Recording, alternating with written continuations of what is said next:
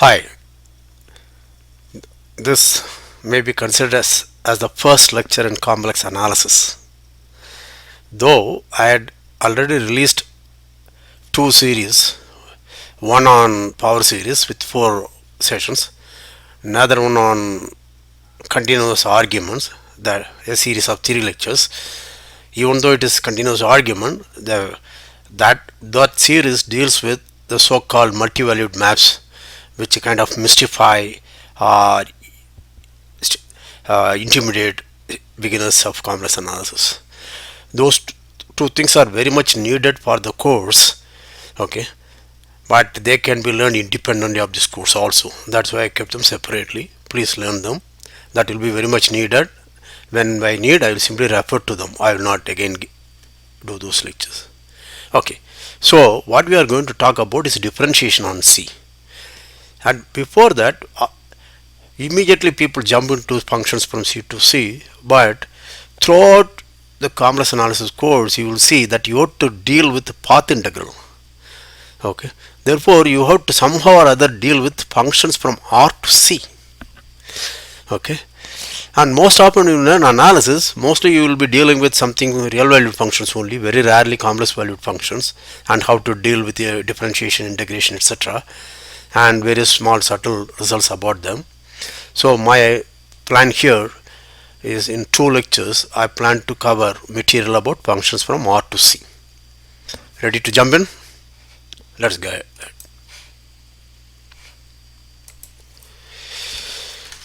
Okay, so let us stick to an interval AB and functions from AB to C, complex valued functions. Right now, for every t in AB, I can write f of t as a complex number. Therefore, that real part depends on t. Therefore, I will call it u of t plus I v of t. This is the imaginary part. Therefore, t going into u of t and v of t are real valued functions. This is called the real part of f, and this is called the imaginary part of the function f. Okay, right. So what do you want to do? The first thing you have to think of them is, you can think of them, as I said, f of t is ut plus ivt, right? Then I can think of them as of ut vt as a vector in R2, right? Therefore you can think of them intuitively vector valued, but the real thing is complex valued. It's good to have these ideas in mind, even though you may find it a little confusing. Stick to this, right? Okay, so this is the complex plane. So this is the real axis, this is the imaginary axis. Then u of t may be like this. Okay, so this is maybe my f of a complex number, this may be my f of b complex number, this may be my f of t, which is ut, this is ut, and this is vt, real part. Okay, real and imaginary part of this. Is that okay? Right. Therefore, one way of thinking f of t may be as a path in the complex plane.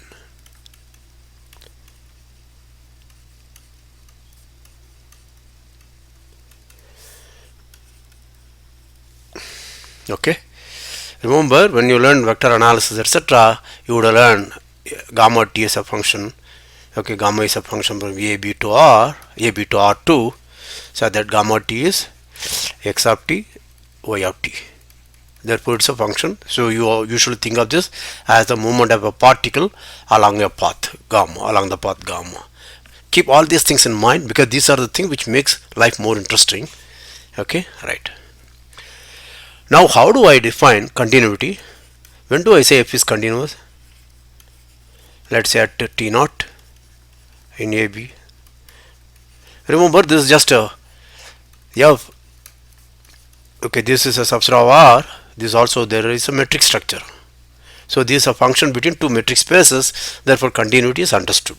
Okay, epsilon delta is there, as well as you have whenever Tn are in AB a sequence, so that Tn converges to T naught, f of Tn converges to f of T naught, etc. Or epsilon delta, given epsilon positive, there exists delta positive, so that T belongs to the interval AB, and mod T minus T naught is less than delta, implies mod f of T minus f of T naught is less than epsilon.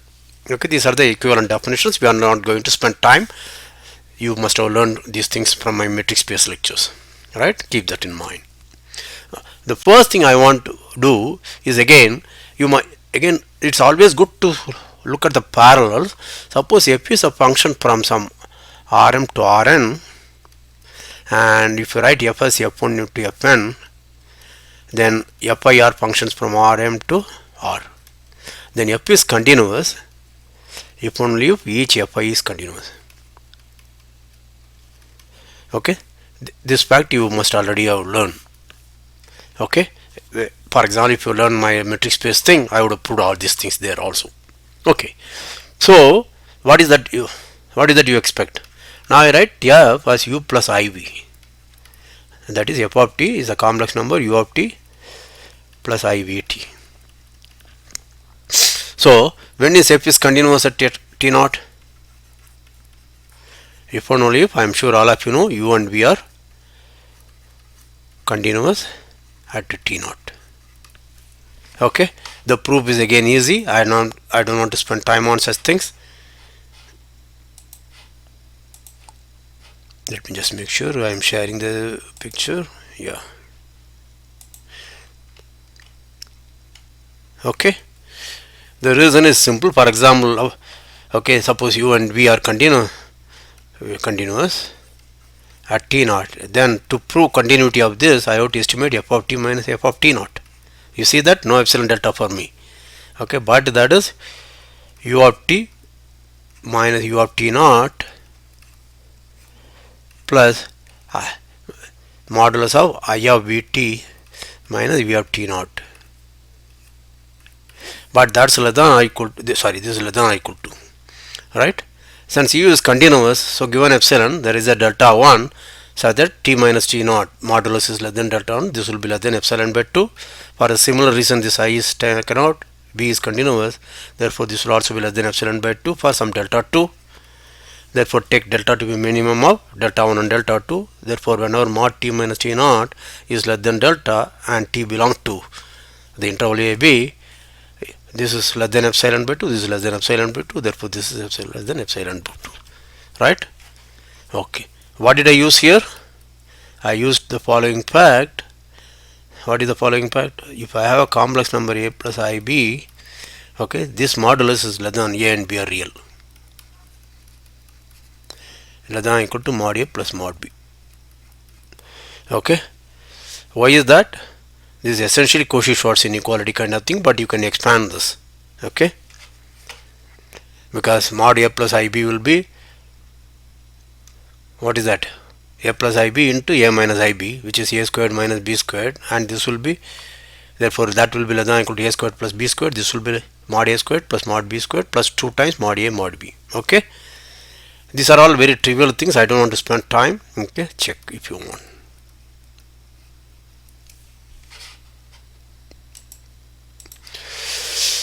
So what is the fact we have proved? Let us recall. So this is the proof. We have proved the following: a to b to c, write f equal to u plus ib, then f is continuous if only if u and v are continuous on ab if you want, or at a point. Okay, so pause, review, proceed.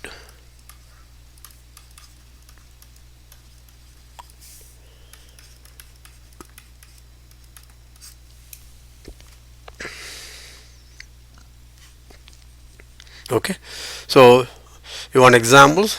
That's very easy. For examples, we will look at some example which will be useful for later purpose for us. Let us look at, okay, gamma is a function from let us say 0 to 2 pi to c. Gamma t equal to, can you guess? E power I t. That is the exponential of I t. In terms of De Moivre's formula, it is cos t plus I sin t. Okay. This is continuous because t going to cos t is continuous, t going to sin t is continuous. Isn't it easy? Right. There is one more thing. You fix 2 points z and w in complex numbers. This is one example. Second example. Okay. Let's look at the line segment. This is what I am going to do. Those who have seen my real analysis or analysis differential calculus in RM, you know my standard symbol. This is the line segment, which is set of all points of the form z plus 1 minus t times w, where 0 less than or equal to t less than or equal to 1. So at t equal to 0 it is z, at t equal to 1 t equal to 0. Oh, wait a minute, sorry, I made a mistake. Z plus t times w minus z, 0 less than or equal to t less than or equal to 1, and t equal to 0 it is z, and t equal to 1 it is w, and the picture is something like this. I have z, okay, I have w, okay, this is z, and notice that in some sense it's oriented, it's a line segment. If I consider as a path, it starts from z at time t equal to 0, at time t equal to 1 it ends up w. Okay, I am just going back to the path interpretation of these things. Is that clear? Okay, now is this continuous? That's very easy. Okay, this is a linear function, but you can also write in terms of coordinates. Suppose my z equal to, let us say, x1 plus y1 and w equal to x2 plus iy2, then you just write down the real imaginary part and check whether this is continuous. Therefore t going to z plus t times w minus z, this is the path gamma, this is continuous. Okay, check. Okay, find the real and imaginary part.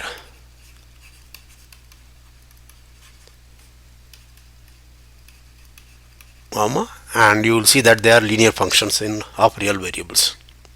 Okay, first degree polynomials in, so you know they are going to, okay, remember it's a function in t, right? X1 y1 x2 y2, they are all going to be constants now. Therefore when I write down, it will be t going to something. Okay, I'm sure you know how to do that. For example, real part will be x1 and here t times x2 minus x1. This is the real part. I hope I am correct. This is x1 plus y1 and this is t times that, right, and so on. So these are continuous because this is a constant, this is a constant, therefore it's a first degree polynomial and t, right? Okay, and is there anything? Okay, this is good enough for us. Now let's go to differentiation.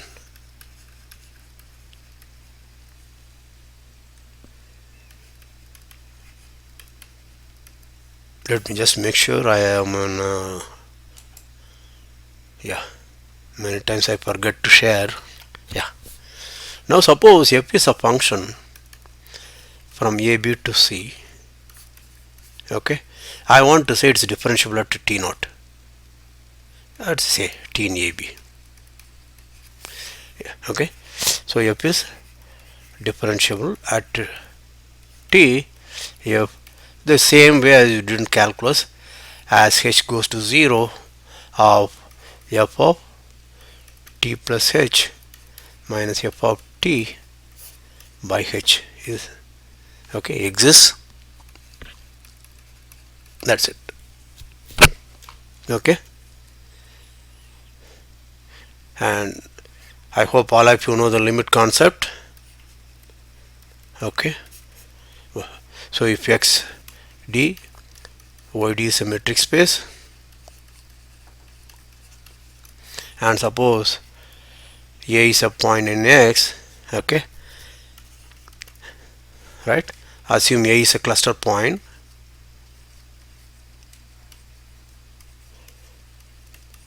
of x, okay, So I say maybe f is not okay, yeah, and the limit x tends to a of fx you say is y, or let us say b in y. When do I say that? I'm going fast only to recall. Okay, my purpose is not to go slow here. I expect all of you to learn. Okay, make sure that if you are in doubt, go back to my lectures on metric spaces. You will see these concepts. Okay, this is the picture I have. This is my x, this is my y, and this is my point a, this is my point b, and this is my f. Okay, it may also be a domain. Okay, f may be in the domain of some subset. Okay, a of x, and a may or may not be in a may be in a or a may not be in a. Anything can happen, but I want a to be a cluster point. Okay, this may be my a may be here. Okay, so what do I want? So what I want is, given any epsilon positive, you find an open ball. This is b epsilon, then I have a delta ball around this.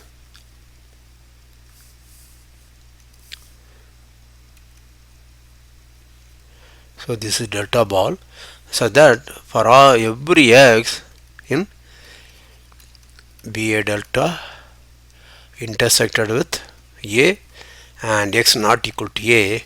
Okay, because my function f may not be defined at a at all. So for any such point here, this is the kind of points I am looking for. Okay, and my fx should lie here. Okay, so what is the definition? For every epsilon positive, there exists a delta positive, so that for every x in b a delta intersect with a and x not equal to a, f of x lies in b of b epsilon. See, this is geometric way. In terms of inequality, you will write distance between x and a is less than epsilon, less than delta, and x not equal to a. Therefore, this condition you usually write 0 less than delta x and a. This condition you write as distance between fx and b. Okay. So pause, review, proceed. If you have not seen it, please understand this definition. I would seriously suggest you go back to my metric space lectures and learn it thoroughly. Okay, if I keep spending time on such things, then we will not get further in complex analysis. We will again be reviewing basic material. The heart of complex analysis we will never be able to reach. Okay, so now we define f a to be to c differentiable at t, right? Okay, notice that the first thing is this. Again let me just recall this. These are the parallels, so that you know the proofs are exactly the same. Suppose I have Rn, or let's say even R2, I have sequence x and yn which converge to xy if and only if you know that xn converge to x and yn converge to y, right? Even in Rn it's the same case. If a sequence of vectors converge to a vector, then if and only which are the ith component of the okay, converges to ith component. Sequence of ith components converge to the ith component of the limit. All these things you must learn. You must have learned it. Okay, so this is if and only if you want to say u and v are differentiable at t. This is very easy, because what do you have to check? U of t plus h minus u of t by h, right? Remember, but this is less than or equal to, we had already seen f of t plus h minus f of t by h.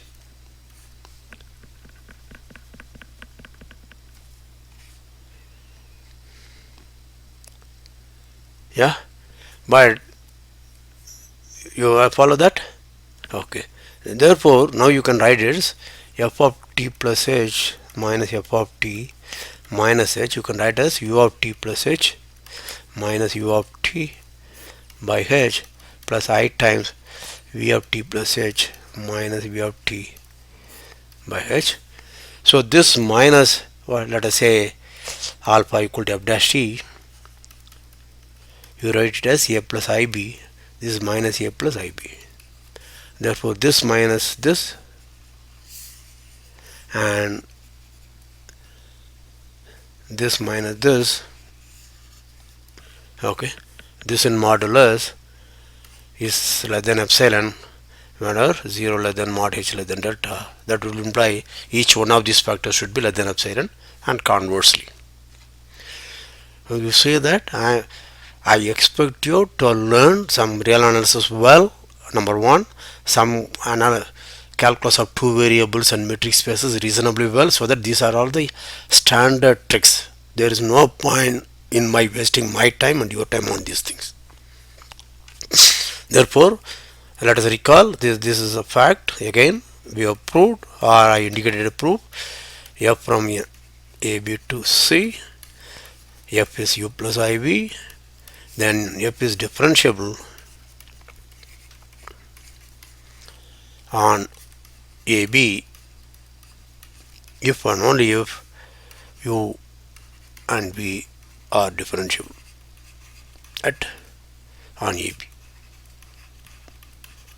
Okay, pause, review, proceed.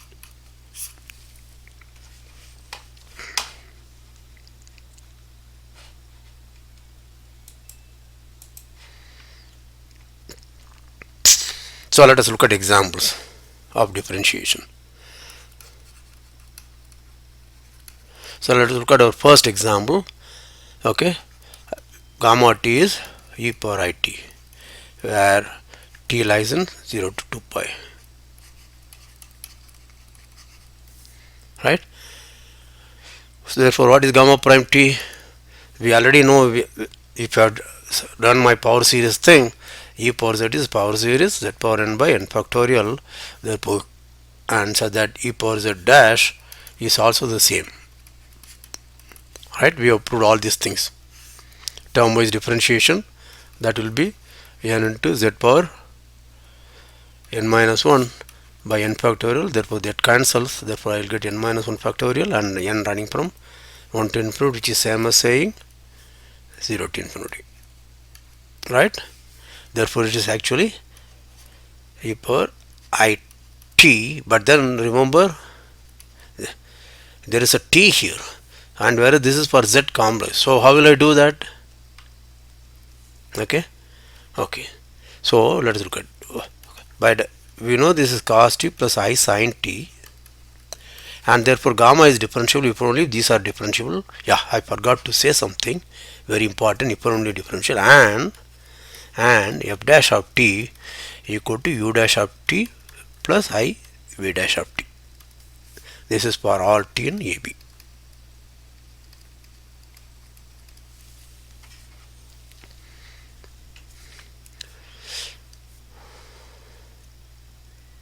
Yeah, all right. So this is, therefore what is gamma prime t? This is minus sin t plus I cos t. Therefore if I take I out, this is cos t minus plus I sin t. Right? That is I e power it. Like the way you are done with a real thing, right? In real analysis, e power tx, okay, f of x equal to this. What is the derivative? F dash of x equal to t times e power tx. Yeah, so it's something very similar to that. Do you understand? And second example is gamma t is z plus t times w minus z, 0 less than equal to t less than equal to 1. Right? Now this is very easy, because what is gamma t plus h minus gamma t by h?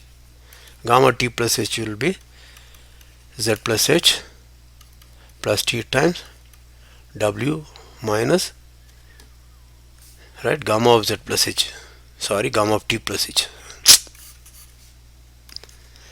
z plus t plus h w minus z minus gamma t is z plus t times w minus h by h.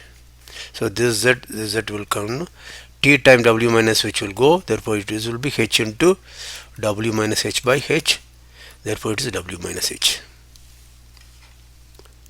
Oh, sorry, w minus z. So I'm really sorry for my, see, these are all very easy, so I don't want to spend time, but then I'm making mistakes. So as a penalty, I let me go slow. So this is z plus t plus h times, therefore t plus h times, let me write t plus h times w minus h minus, okay, z plus t times w minus h by h. But this is z plus t times w minus h plus h times w minus h minus z plus t times w minus h by h. Okay, therefore this object cancels with this, and this object cancel with this, therefore I am left with h w minus h or w minus, again I have not learned, right? I have not learned, I am really sorry. Yeah, this is w minus z, w minus z, w minus z, w minus z, w minus z. Okay, therefore h times w minus z by h, which is equal to w minus z. Okay, so notice that this is what you have to learn. This is very easy. Therefore, let us look at gamma t is z plus t times w minus z. Notice that this is z, w, h are all constant. Therefore, when I differentiate, think of this as a first degree polynomial in t with complex coefficients. Right? Suppose if I write a equal to a plus bt, a and b are complex numbers, what do you expect f dash of t should be? Derivative of this constants will be 0, and derivative of this will be just b. Yeah? So exactly this. Okay, are you convinced? Just make sure. I'm sorry for the goofing. Even second time I wrote w minus h in place of w minus z. This is what happens if I'm slightly very reluctant to do some elementary things which I had done many times earlier. Okay, when I do, I will do it correctly, but when I am somewhat reluctant to explain to a wiser audience. Okay, come back. So 2 exams you are done. That's good enough. Let's go to the third. Okay, now remember this is a thing, so you can ask whether there is something like mean value theorem.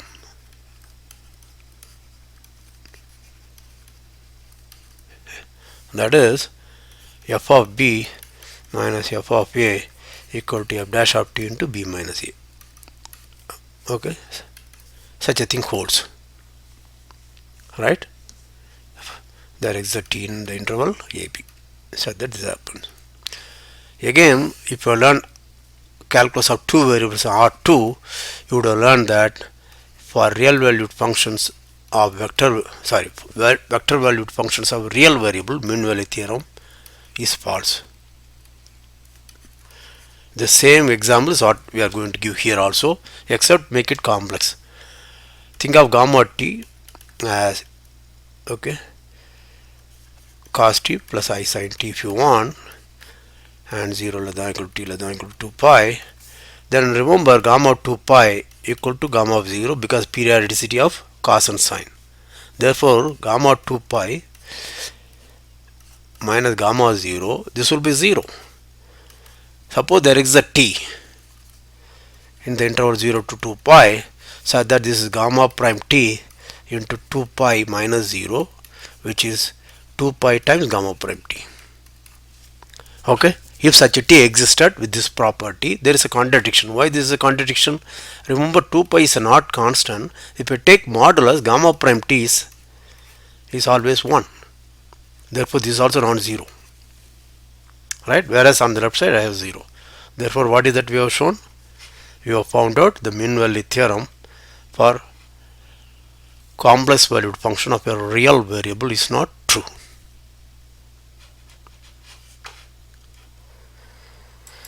Okay, so these are the very basic results dealing with a limit, continuity and differentiation of a complex valued function of a real variable, that is a function f from an interval in R to complex numbers. This is a very basic. Okay, the next lecture what I will do is I will talk about, maybe now itself I will talk about integration. Okay, so there are some more results I have to prove. I will do it in the next, but I will introduce the notion of integration now itself. There is still time. So now I want to talk about integration.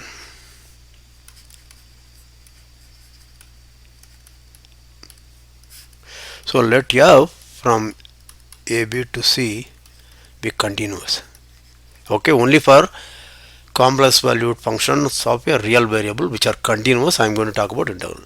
So let us write f equal to u plus iv. Okay, then we define integral a to b of f of t dt. By definition is integral a to b u of t dt plus I times integral a to b v of t dt. Do you understand this? Now why this integral makes sense? Remember, f is continuous, that means the real part u is also continuous, imaginary part b is also continuous. Therefore this integral makes sense, and similarly this integral makes sense into I. Therefore this is a finite real number, this is a real number, this is also a real number, therefore this will be a complex number. Therefore this belongs to C. Do you understand this? Yeah, right. So this is the definition. So using the well-known properties of linearity of the integral, okay, the following, okay,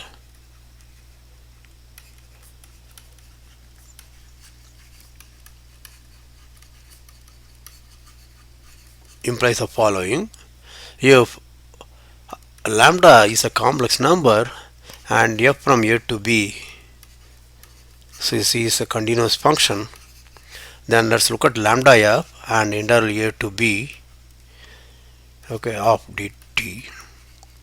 Okay, this is a to b lambda into f of t dt. This we claim is lambda times a to b f of t dt. Write lambda as something like alpha plus I beta, right? And therefore you know, therefore lambda times f will be alpha plus I beta times u plus iv. Therefore you write it in real and imaginary part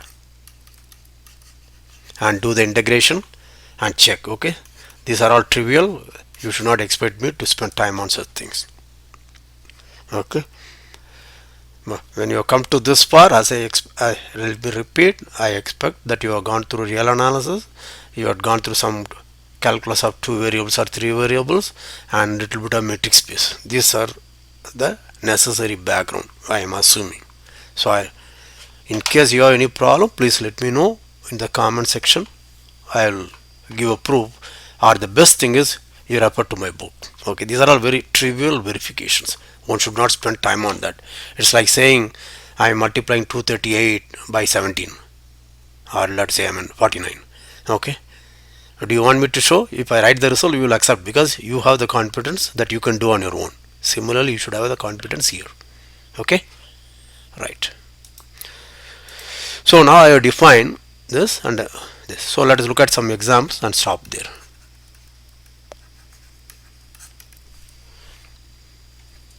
Right, now let's look at this example.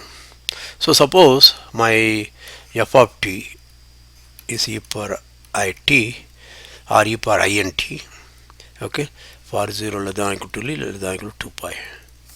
Then what is 0 to 2 pi? of e power int. Let me also assume my n is in z.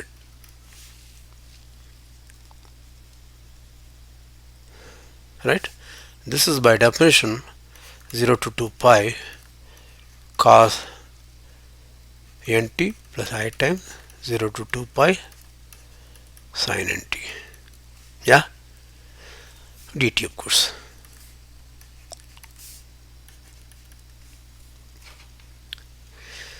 So I hope all of you know how to do that. Okay, from your high school days you should know cos nt. What will it be? Yeah? Okay.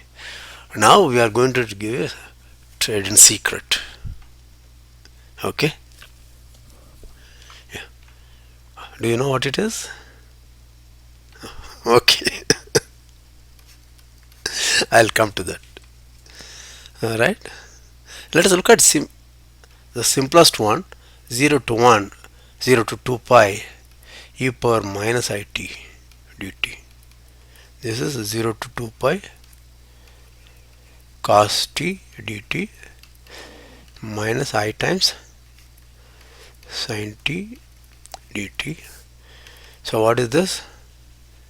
This is cos t. This is going to be cos of, remember cos of,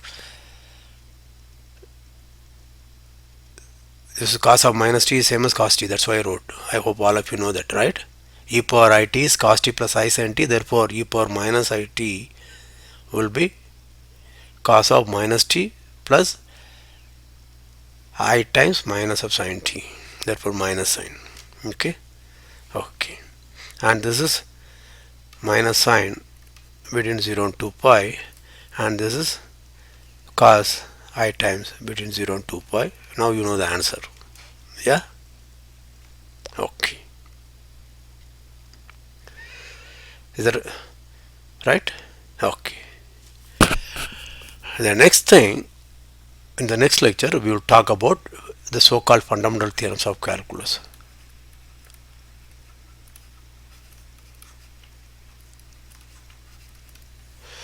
That is, if f is from AB to R is continuous, f of t as usually is u of t plus iv of t, then for any x in AB, let us denote g of x to be a to x, okay, f of t dt. Then g is a function from AB to R, sorry, AB to C, right? So what do you think you should expect? G of course is differentiable and g dash equal to f. Okay, now how do you prove that? Again it's easy. Integral f of t a to x dt equal to integral a to x u of t dt plus I times a to x v of t dt, right? And this is my g of x. And what is g prime of x? So you call this as some, let us say g1 of x plus I times g2 of x. This is the real and imaginary part of g. Now is g1 differentiable? Yes, by fundamental theorem of calculus from real analysis, g1, g2 are differentiable, and g1 dash x equal to u of x and g2 dash x equal to I times v of x. Okay, g2 is only simply this is v of x. Therefore, the derivative is going to be g1 dash of x plus I times g2 dash of x, which is u of x, plus I times v of x, which is f of x. So we proved it. Yeah?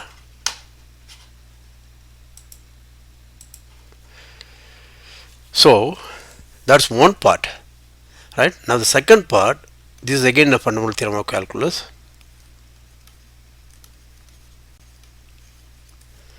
right? Suppose f from a to b to r is differentiable and its derivative continuously differentiable,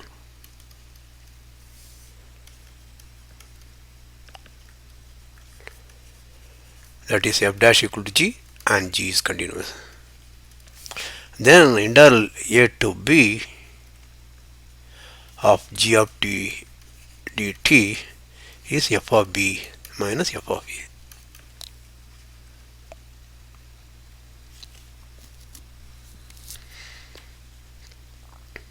Yeah, this is the usual calculus thing. Different integration is inverse of differentiation. The proof is again easy, right?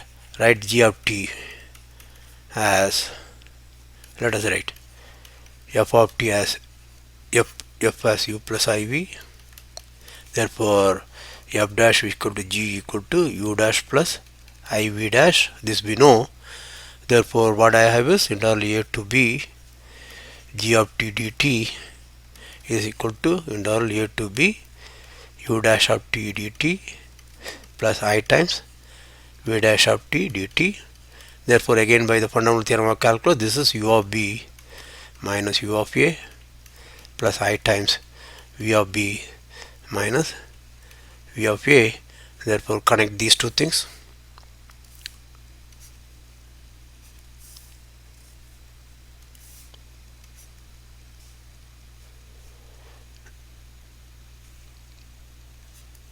Okay, so what do you get?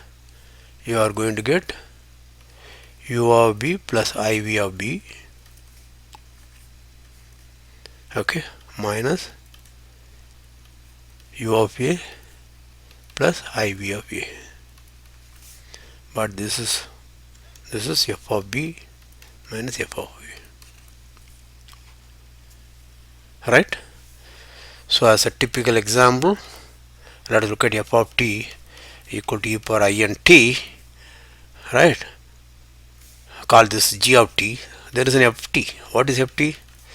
E power I n t by I n when n is not equal to 0,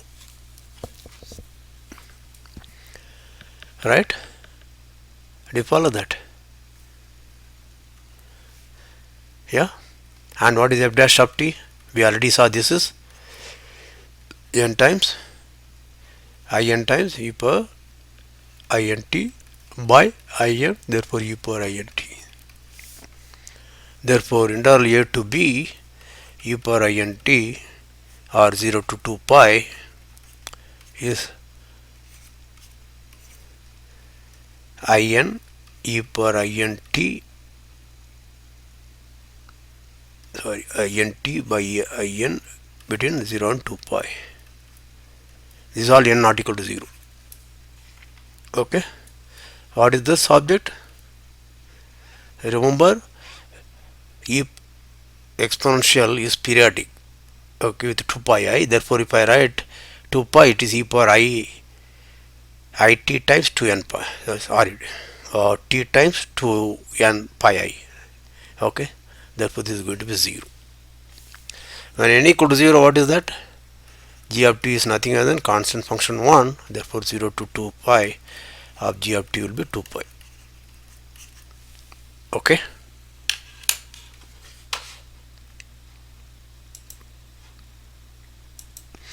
I know I went a bit fast in these things because I find these are all very elementary. Yeah, and almost always I fall back upon the real analysis theorem by writing f as u plus iv.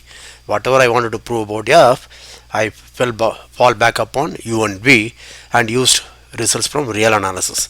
That's a trick. Please learn that, go through this.